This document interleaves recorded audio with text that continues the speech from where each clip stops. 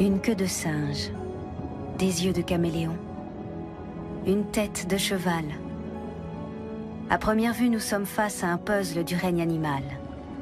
L'hippocampe a tout sauf l'apparence d'un poisson.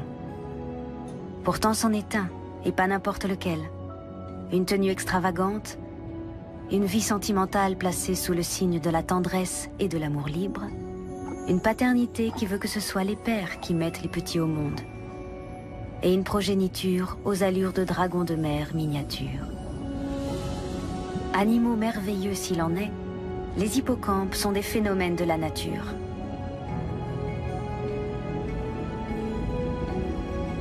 De tout temps, on leur a attribué des pouvoirs magiques.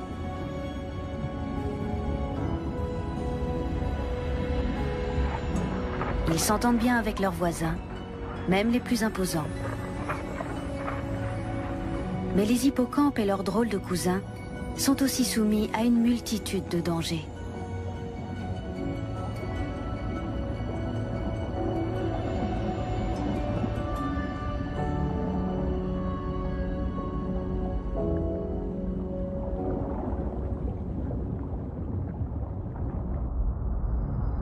L'étang de Thau, près de Sète, sur la côte méditerranéenne, est un paradis pour les hippocampes. Posée sur une étroite langue de terre, la ville est encerclée par l'eau et traversée par de nombreux canaux. Et me voilà, je m'appelle Nathalie, et à mes côtés Jean-Marc Vital, ostréiculteur sétois.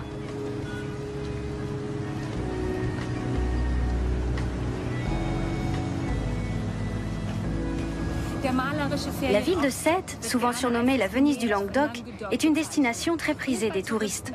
Sa situation géographique n'est pas banale. Elle est délimitée au sud par la mer Méditerranée et au nord par une lagune, le fameux étang de Thau. Des conditions idéales pour implanter des parcs à huîtres sur 18 km. Vous récoltez combien d'huîtres par an? Entre 50 et 57 tonnes. Dans l'étang de Thau, l'eau douce et calcaire des Pyrénées se mélange à l'eau salée de la Méditerranée. Une combinaison parfaite pour l'ostréiculture. Autour des cordes d'huîtres, le plancton prolifère. Une aubaine pour les hippocampes qui en raffolent. La partie occidentale du bassin fournit environ 10% de la production ostréicole française.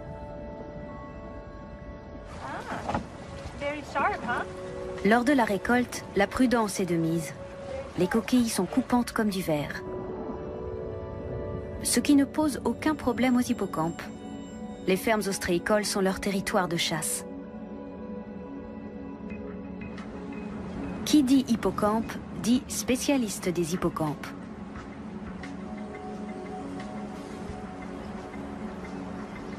On les trouve à la station de biologie marine de Sète. Le zoologiste Patrick Louisy et sa fille Maïté sont incollables sur le sujet. Ils savent exactement où trouver des hippocampes dans la luxuriante flore sous-marine.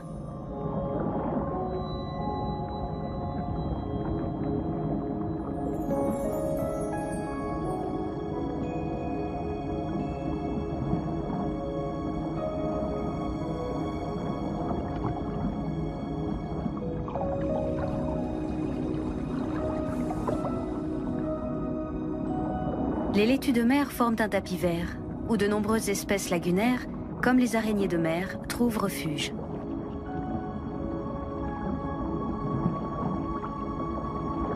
Ce crustacé d'une taille imposante est parfaitement invisible dans le sable. L'araignée de mer se drape d'algues, de graviers et d'autres matériaux divers, puis assemble le tout avec une substance gluante qu'elle sécrète.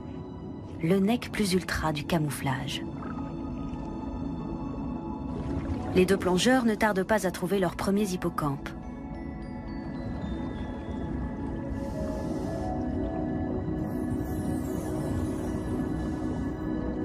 Patrick complète une fiche d'échantillonnage qui l'aidera plus tard à préciser la taille et l'âge du spécimen.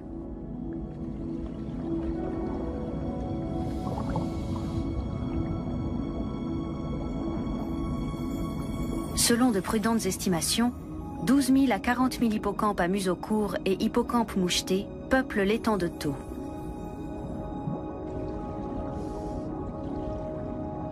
Leur couleur varie du brun sombre au jaune clair, selon l'environnement dans lequel ils évoluent.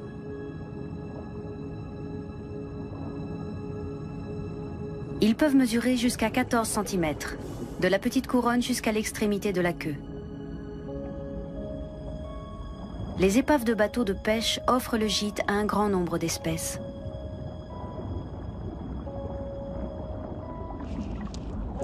Au pied d'une épave, un bernard l'ermite déménage. Son nouveau logis est plus confortable, plus spacieux et flanqué d'un garde du corps. Une anémone de mer venimeuse tient les indésirables à distance. Ce couple étroitement enlacé a trouvé un coin tranquille.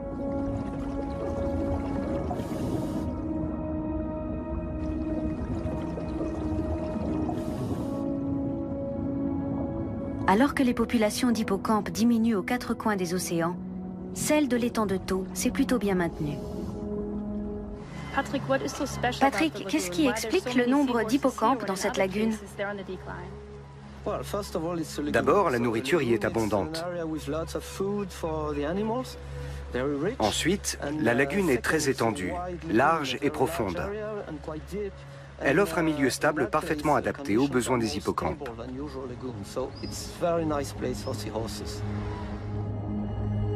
Mais ces conditions ne suffisent pas toujours, comme le montre la lagune de Mar Menor dans le sud-est de l'Espagne.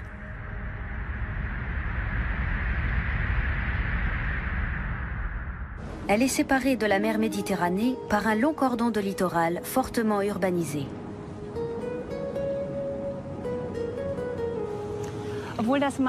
Bien que la Mar Menor ait la même configuration géographique que l'étang de Thau, les populations d'hippocampes y ont reculé de façon dramatique. Le tourisme et la surpêche ont fragilisé le site. Les scientifiques espagnols pensent en outre que l'élargissement des canaux a perturbé les courants. 2 canaux relient la lagune à la mer.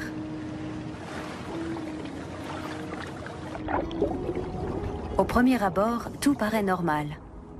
Les fonds sableux sont tapissés de colonies de plantes aquatiques qu'affectionnent les hippocampes.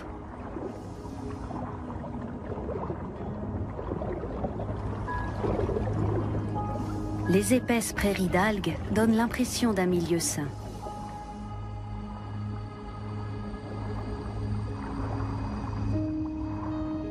Une aiguille de mer a été dérangée. J'ai beau chercher, pas le moindre hippocampe. Cette splendide forêt semble inhabitée.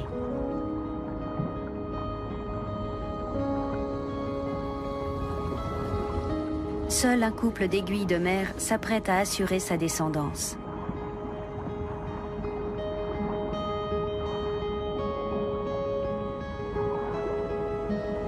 Les aiguilles de mer sont une version allongée des hippocampes.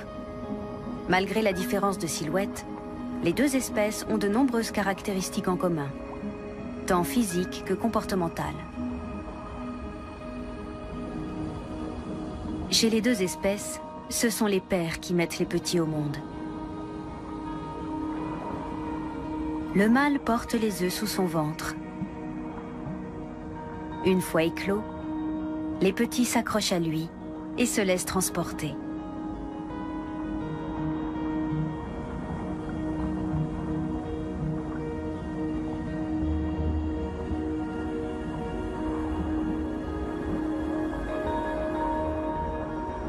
L'exploration de la plus grande mer intérieure salée d'Europe se révèle décevante. Pas un seul hippocampe. On aura peut-être plus de chance à 100 km au nord, face à la petite île de Tabarka. 50 à 150 personnes vivent ici selon la saison. Mais l'été, l'île accueille plus de 3000 touristes. Le trésor de cette île se trouve sous l'eau.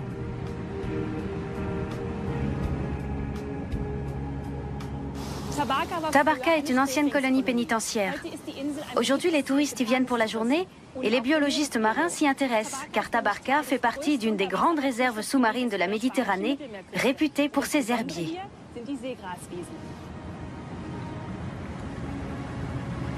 Depuis plusieurs années, les biologistes Pablo Arecavala Lopez et skipper Juan Ignacio Medina suivent avec leurs collègues Maite Vasquez-Luis l'évolution de ces magnifiques herbiers.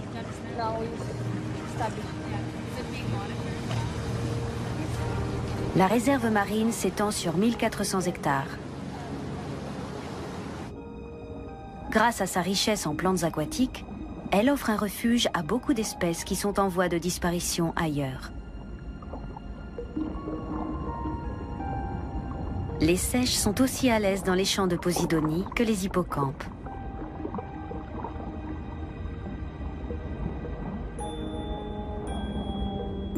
C'est dans cette jungle sous-marine que les hippocampes pondent leurs œufs.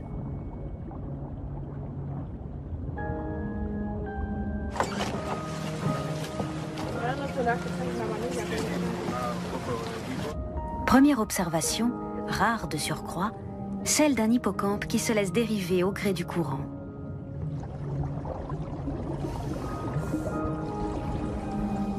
Normalement, il reste accroché à une structure fixe. Les hippocampes se déplacent grâce à leur queue préhensile. Ignacio va tenter une approche. Lorsqu'on tend la main à un hippocampe, il ne prend que le petit doigt. Il en va différemment chez les hommes.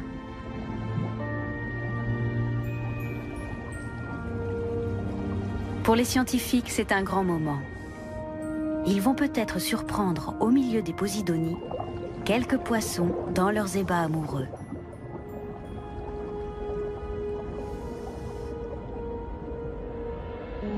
En guise de préliminaire, les hippocampes dansent et entrelacent leur queue.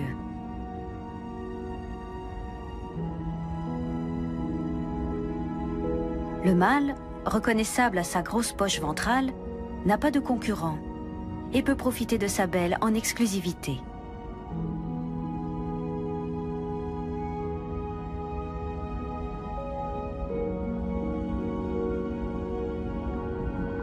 Effrayée par la silhouette de Maïté, une raie tachetée se met à l'abri. L'aiguille de mer continue de manger sans se laisser distraire. Les minuscules crustacés qu'elle cherche à engloutir lui donnent du fil à retordre. Un hippocampe moucheté, reconnaissable à son long museau, préfère les crevettes. Il referme la bouche à une vitesse fulgurante, trop rapide pour l'œil humain.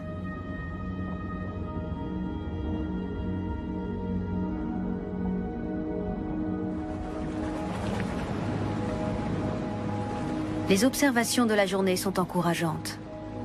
Mais dans la pénombre du crépuscule, l'exploration des fonds s'avère moins concluante. Une autre plongée aura lieu de nuit, d'autant que les accouplements et les naissances ont souvent lieu après minuit. À la lueur des lampes, les animaux bien camouflés de jour sont plus faciles à repérer.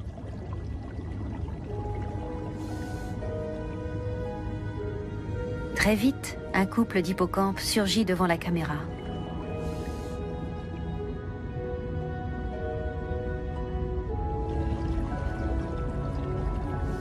Cette espèce plutôt diurne s'étreint aussi la nuit. Vivre d'amour et d'eau fraîche, soit. Mais il n'est pas interdit de s'octroyer un peu de plancton.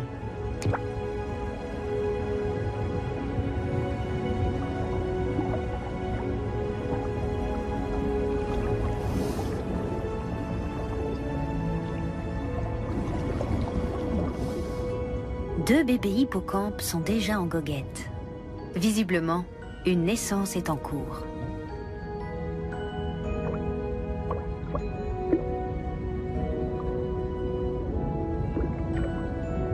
Le père contracte violemment ses muscles abdominaux pour expulser les petits de sa poche.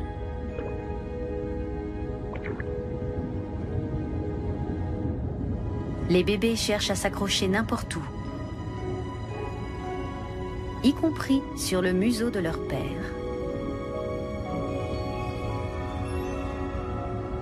Se laissera-t-il mener par le bout du nez?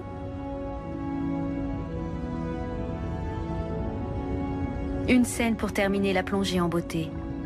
Une femelle introduit ses œufs dans la poche de son partenaire.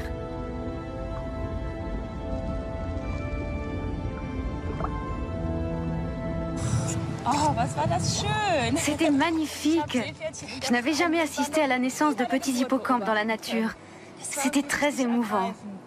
Je m'en souviendrai toute ma vie. La piste des hippocampes nous conduit maintenant sur la côte occidentale de la Floride, dans la baie de Tampa.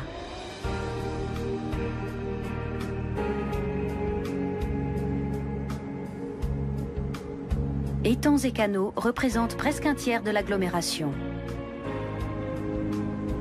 Un chapelet de cordons littoraux déchiquetés empêche l'accès à la baie jusqu'au golfe du Mexique. Une aubaine pour ceux qui recherchent la tranquillité, comme les lamantins. Ici, les lamantins affichent fièrement leurs 1000 kilos, alors que les hippocampes à long museau s'enorgueillissent de leurs 17 grammes.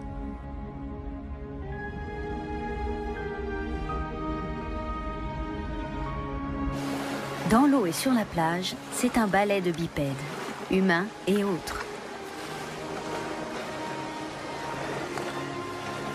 Ici, chacun trouve son bonheur. La baie est le site de recherche de prédilection du professeur Roger Rip. Ce spécialiste mondialement connu des lamantins a un violon d'Ingres, les hippocampes.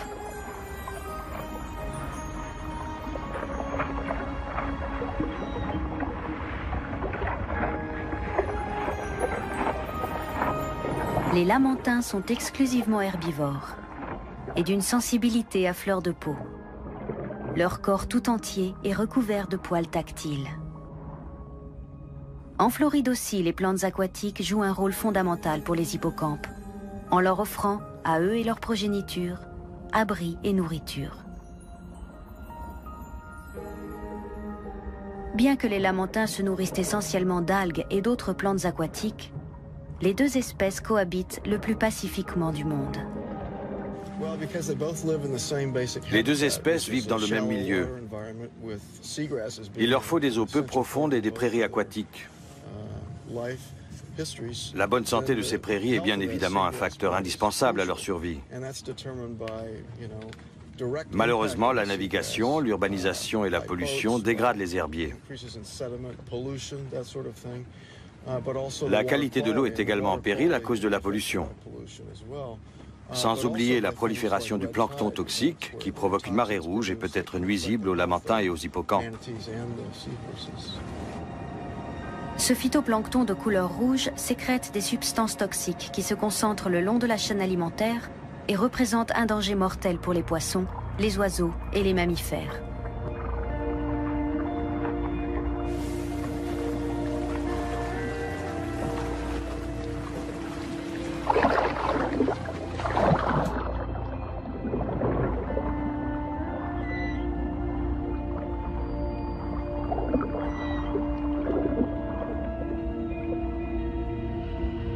Quand un lamantin croise une hélice de bateau, la rencontre se solde souvent par des blessures, voire la mort de l'animal.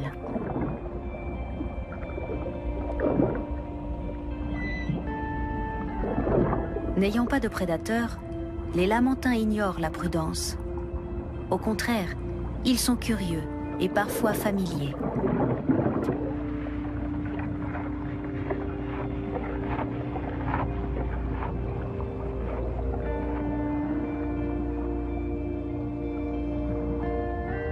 Assister à un tête-à-tête entre deux lamantins d'une tonne et demie est une rencontre inoubliable. En les regardant évoluer, on devine leur extrême intelligence, même si la taille de leur cerveau par rapport au reste du corps ferait pencher pour le contraire.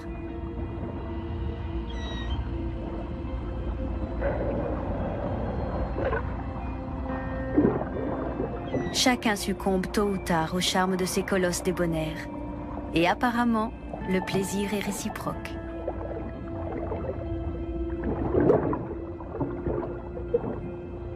L'équipe en a presque oublié les hippocampes. Ce sera pour le lendemain. Roger Rip ne se lasse pas de sa baie et de la faune qui l'habite.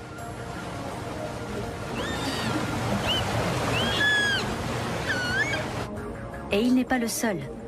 D'autres scientifiques s'intéressent aux prairies sous-marines de la baie de Tampa et à leurs nombreuses énigmes.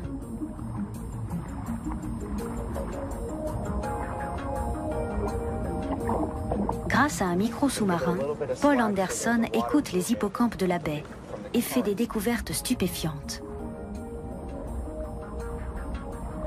Qui aurait cru que les poissons pouvaient être aussi bruyants? Tu veux écouter? Ce que j'entends là mérite une explication plus poussée. Direction le laboratoire marin de l'Université de Tampa, où travaille Paul.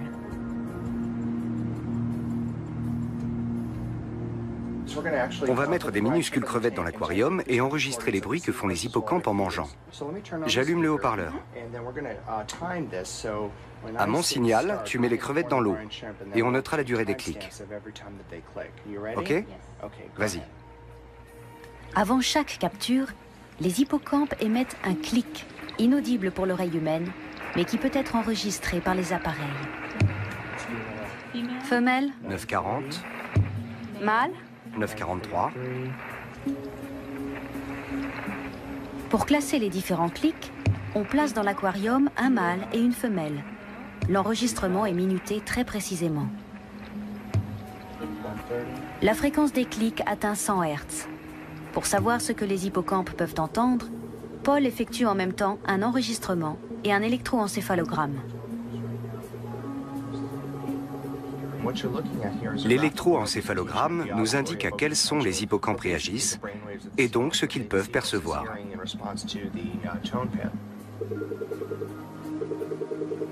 Grâce à son ingénieux protocole expérimental, Paul tente de déchiffrer le langage des hippocampes. Quel spectre de fréquences peuvent-ils entendre? À quelle fréquence sont les clics? Les hippocampes entendent très mal, comme beaucoup de poissons. Ils ne perçoivent pas les fréquences au-delà de 600 Hz. Au mieux, ils perçoivent les sons compris entre 200 et 300 Hz, soit précisément la fréquence des clics qu'ils émettent en mangeant.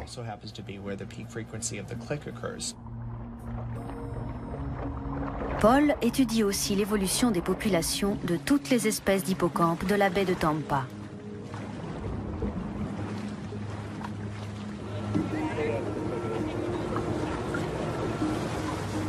Pour les besoins de ses travaux, il capture des individus grâce à des filets spéciaux. Un minuscule hippocampe nain, une prise fragile.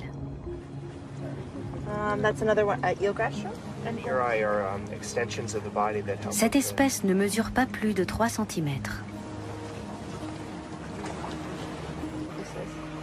Dans l'aquarium du laboratoire, chaque spécimen est mesuré et photographié. These ones you want more. The little guys, they're too little. It's just the mortality rate we think would be really high.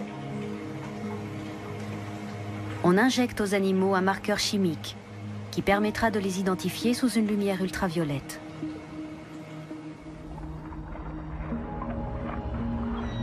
Malheureusement, les résultats de l'étude sont loin d'être positifs. Les populations d'hippocampes dans la baie de Tampa diminuent. Une des raisons de leur déclin est liée au commerce dont ils font l'objet. Hong Kong en est la plaque tournante. Depuis le 19e siècle, Hong Kong joue un rôle de premier plan dans les échanges mondiaux. Ici, tout s'achète et tout se vend.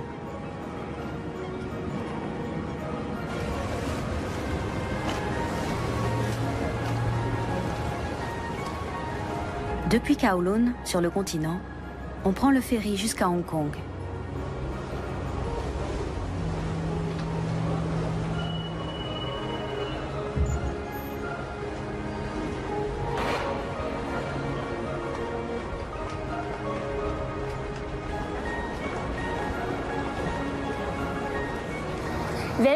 C'est ici qu'on trouve le principal marché des hippocampes, utilisé dans la médecine traditionnelle chinoise.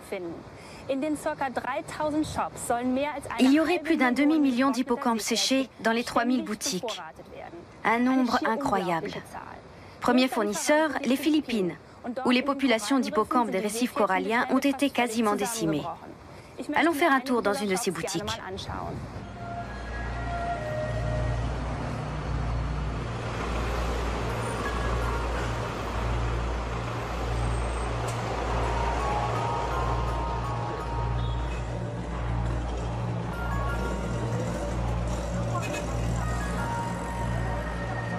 Les hippocampes figurent en bonne place à côté des ailerons de requin.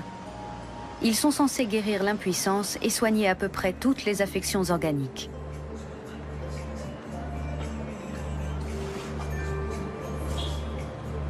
Reste qu'il n'est pas simple, quand on n'est pas chinois, de s'y retrouver dans les indications des hippocampes séchés. C'est pour mettre dans la soupe? Oui. C'est pour manger? Oui, oui. Pas pour se soigner? Je peux en rapporter en Allemagne? Oui, bien sûr. Pour satisfaire la cliente, la vendeuse ne répond que par l'affirmative. Une coutume extrême-orientale assez déroutante pour des Occidentaux. Contrairement à une idée reçue, les hippocampes ne sont pas une spécialité thérapeutique chinoise. Jusqu'au XIXe siècle, des charlatans européens les prescrivaient contre la chute de cheveux.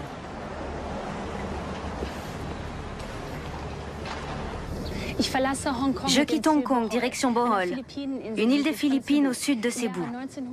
En 1995, des écologistes responsables ont reconnu l'urgence de protéger les hippocampes. Un projet de conservation a été lancé dans le nord de Bohol, à Handumon. Je vais aller voir ce qu'il en est. L'île de Bohol se situe au cœur de l'archipel des Philippines. Il faut d'abord rejoindre l'île de Kabilao avant de rallier Handumon par bateau. Une excursion difficile.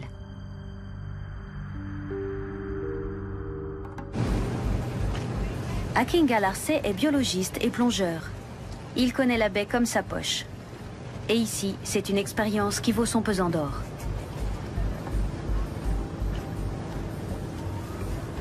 On ne peut naviguer qu'à marée haute, d'où la nécessité d'en connaître la durée pour ne pas manquer notre destination. Un petit village à l'histoire originale.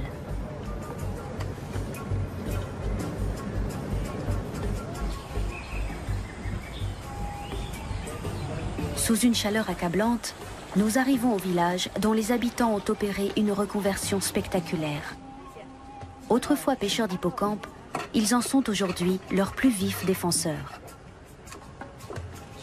Au lieu de vendre des hippocampes, ils fabriquent des objets en bois pour quelques rares touristes.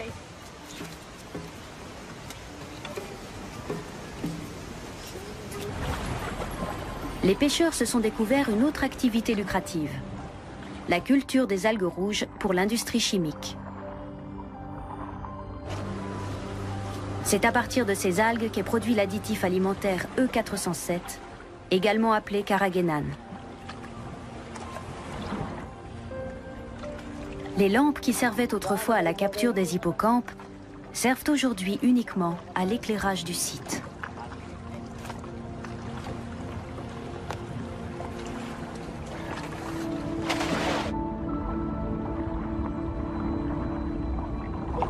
Après seulement quelques mètres, on atteint le royaume du cheval de mer, comme l'appelaient les Grecs.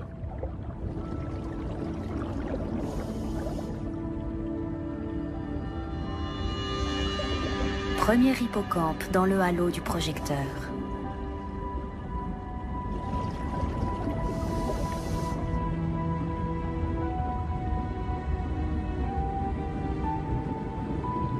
Les bébés hippocampes ont un garde-manger à portée de bec. Le plancton est abondant. Une apparition féerique se matérialise devant l'objectif. Un jeune hippocampe à 2 têtes.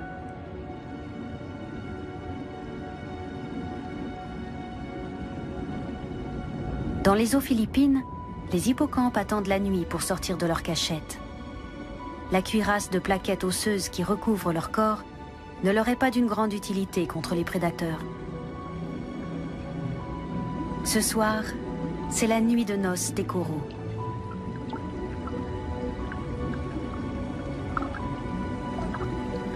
La lune et les marées donnent le coup d'envoi de la ponte collective. Des myriades de gamètes femelles et des nuages de semences mâles flottent au-dessus du récif et s'élèvent pour se disperser dans l'océan.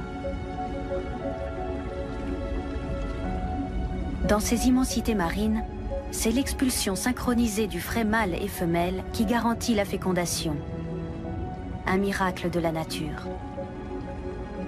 L'événement attire une foule de petits prédateurs.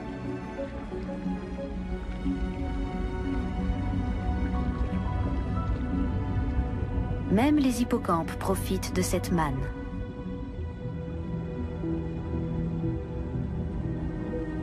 Lui est à l'affût des amateurs de frais. Le poisson grenouille appâte avec son leurre d'innocents poissons. D'une efficacité redoutable.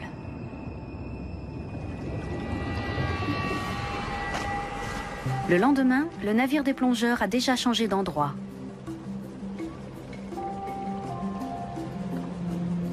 Retour à Kabilao, dont les récifs abriteraient les célèbres hippocampes pygmées.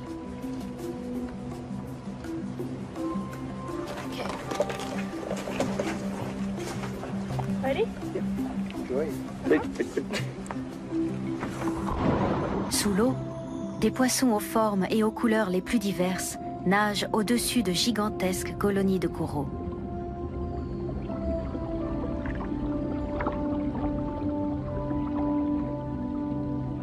Un banc de lutte-jambes bossus patrouille au-dessus du récif.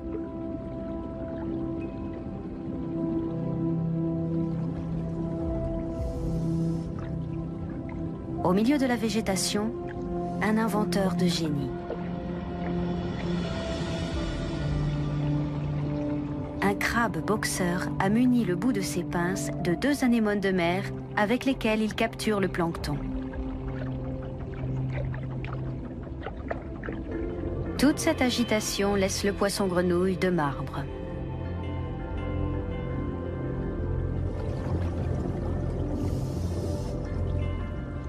De lointains cousins sont en visite de courtoisie. Des poissons fantômes arlequins, semblables à des buissons épineux, se déplacent la tête en bas. Du piquant pour un premier rendez-vous. À y regarder de plus près, certaines similitudes avec l'hippocampe apparaissent. Ces spécimens possèdent, en plus des nageoires pectorales, anales et dorsales, de grosses nageoires ventrales et caudales.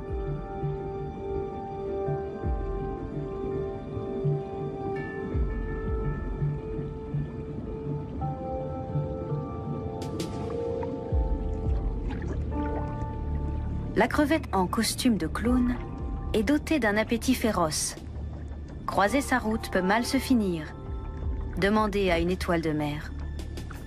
La crevette arlequin cherche le point faible dans la cuirasse de sa proie, à savoir l'anus, pour la ronger de l'intérieur.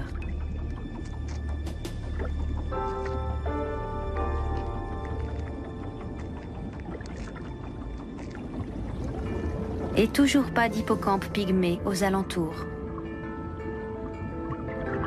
Le cheval rouge ferait-il office de monture pour la perche?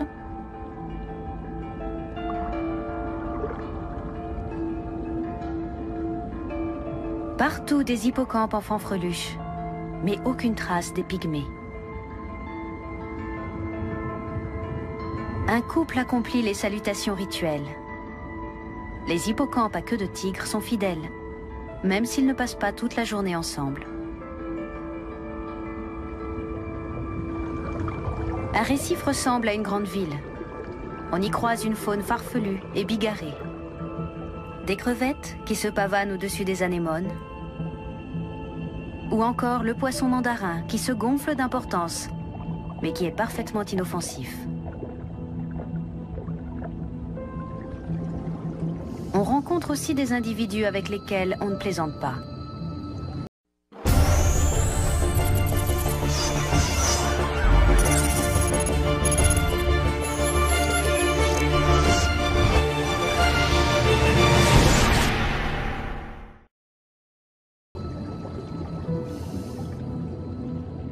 Les cônes, par exemple. Celui-ci déploie son siphon pour sentir sa proie. Il vise la gobie, puis lance son harpon venimeux. Imparable.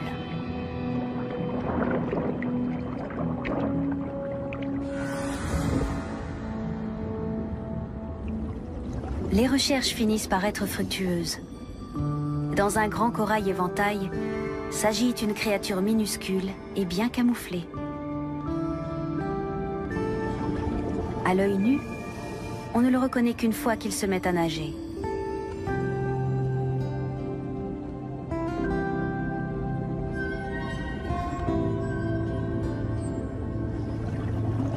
Un peu plus loin, d'autres hippocampes pygmées, mais dans une tenue tout à fait différente, parfaitement adaptée à cette autre variété de corail. Un adulte mesure à peine 2 cm.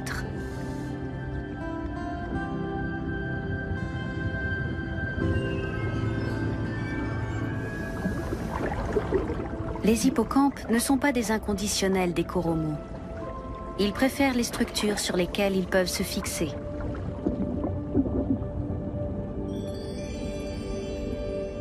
Ce couple attend apparemment un heureux événement. Le père est enceinte jusqu'aux yeux. Ces coraux en éventail, appelés gorgones, poussent dans des endroits stratégiques.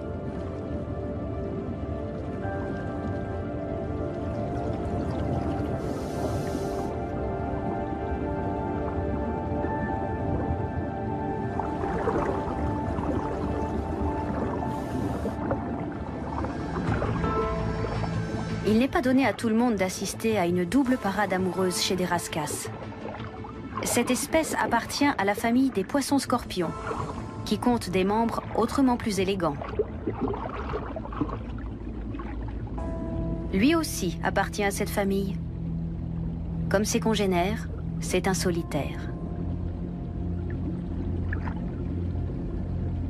La nage n'est pas son point fort. Il préfère marcher sur ses nageoires pectorales. Tous les poissons-scorpions sont munis de redoutables piquants venimeux, et gare à ceux qui s'en approchent.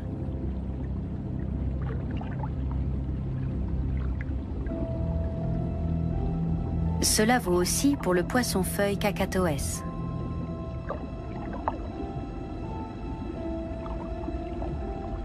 Ce spécimen d'une indolence à toute épreuve préfère se balancer sur le sol au gré du courant et attraper grâce à cette technique crevettes et petits poissons. Ici, les espèces exotiques sont légion. On y trouve même le pégase, une espèce hautement excentrique.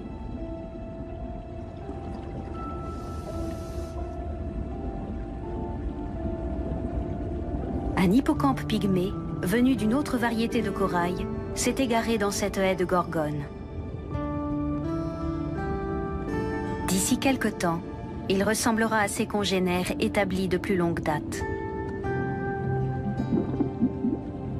Dernière découverte, un banc d'apogons de Cauderne. Dans le récif, ces mangeurs de plancton sont comme des coqs en pâte.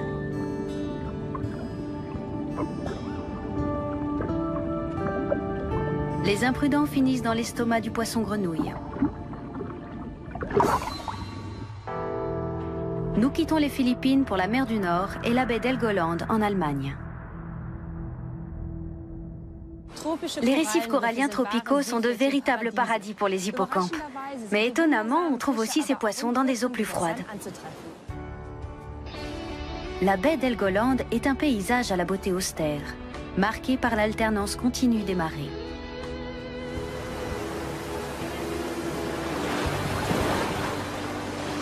Les veaux marins y sont aussi incontournables que le vent et les vagues. Ils restent immobiles sur les bancs de sable ou jouent dans les rouleaux.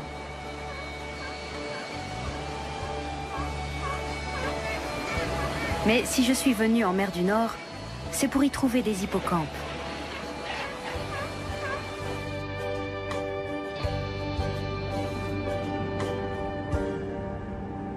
Au début du XXe siècle, la présence d'hippocampes dans les prairies aquatiques de la mer du Nord était encore chose courante et s'expliquait par les zones d'eau peu profondes.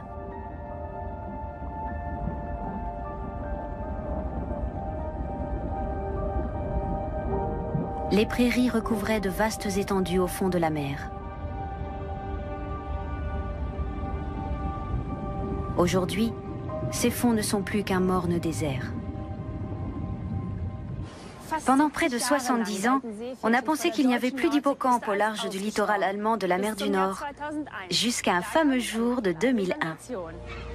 Il était une fois un bateau parti à la pêche au crabe dans la mer du Nord, près du Südroxand.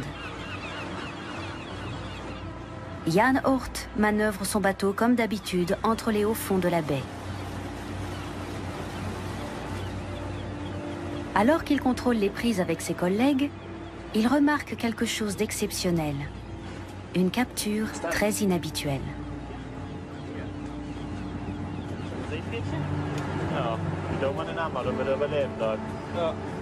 Ni une ni deux, notre pêcheur se rend à Tönning.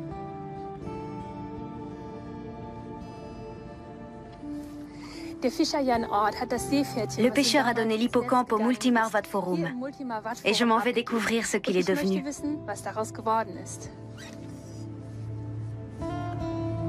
Birger Kreutz s'occupe de l'hôte de marque de l'aquarium. On a construit un aquarium spécial car les hippocampes aiment les eaux chaudes. Qu'est-ce qu'on ne ferait pas pour eux? On va leur donner à manger. On va voir s'ils montent. Les petits crustacés sont tout simplement aspirés comme avec une pipette.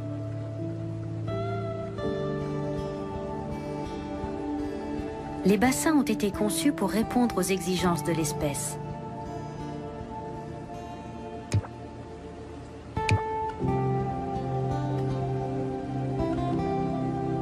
Visiblement, les pensionnaires s'y sentent bien. Aujourd'hui, de nombreux hippocampes peuplent les aquariums du Multimar Vadforum. Petit historique. Peu de temps après, on a découvert un autre hippocampe qu'on a baptisé Saint-Pierre, car il a été capturé à Sankt-Peter-Ording. On a accouplé les deux individus qui ont eu beaucoup de petits. Et qu'en avez-vous fait? Nous les avons donnés à d'autres aquariums qui sont d'autant plus intéressés par les hippocampes qu'ils sont très rares. Je précise que c'est une espèce protégée et qu'on n'a pas le droit de les pêcher. Des mesures de protection qui, espérons-le, contribueront à reconstituer les herbiers et à faire revenir les hippocampes dans la mer du Nord.